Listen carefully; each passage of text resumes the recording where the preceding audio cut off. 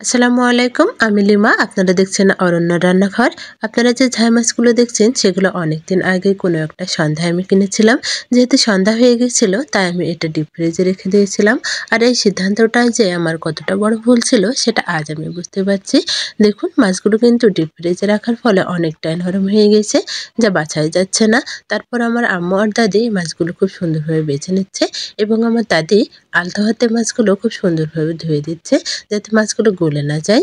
আমার ইউটিউব চ্যানেলটি একদমই নতুন। আপনারা যারা ইউটিউব থেকে দেখছেন তারা অবশ্যই আমার চ্যানেলটিকে সাবস্ক্রাইব করে যাবেন এবং ফেসবুক থেকে দেখলে অবশ্যই পেজটি ফলো দিয়ে যাবেন।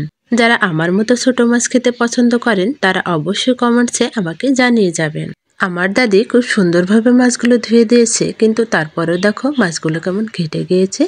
এই মাছগুলো আমরা চচ্চড়ি করব, তার জন্য আমার আম্মু সরিষা ও জিরা বেটে নিচ্ছে। সরিষা ও জিরা খুব ভালোভাবে মিহি করে বেটে নিতে হবে।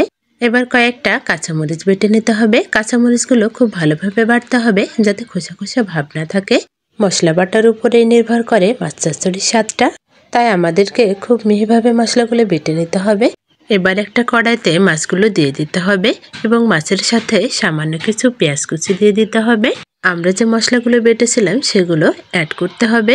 দেখুন, আমরা মশলাগুলো দিয়ে দিলাম।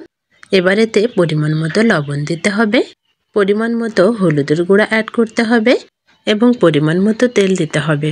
তারপর একটি খুন্তির সাহায্যে খুব ভালোভাবে উল্টে পাল্টে মাছগুলোকে নাড়তে হবে যাতে বাটা মশলাগুলো মাছের সাথে খুব ভালোভাবে মিশে যায়। মাছগুলো নাড়াচাড়া করার পর যখন মশলাগুলো একদম ভালোভাবে মিশে যাবে, ঠিক তখনই আমরা মাছের সামান্য পরিমাণ কিছুটা পানি অ্যাড করে দেব। আমাদের মাছটা যেহেতু আগে গলে গিয়েছে তাই আমরা খুব বেশি পানি ব্যবহার করব না। খুব সামান্য পরিমাণ পানি দিয়ে মাছটা আমরা রান্না করে নেব। রান্না করার জন্য মাছের কড়াইটা একটা চুলার উপর বসিয়ে দেওয়া হলো। এবার অনবরত চুলোয় জাল দিতে থাকবো এবং জাল দেওয়ার পাশাপাশি আমরা মাছগুলোকে মাঝে মাঝে নেড়ে চেড়ে দেবো।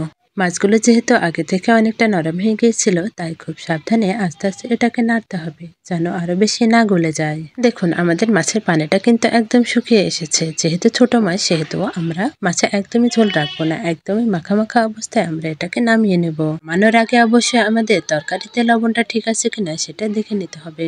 আমাদের ছোট ঝাই মাছের চচ্চড়ি রান্না করাটা কিন্তু একদম শেষ। এবার এটাকে নামিয়ে নিতে হবে।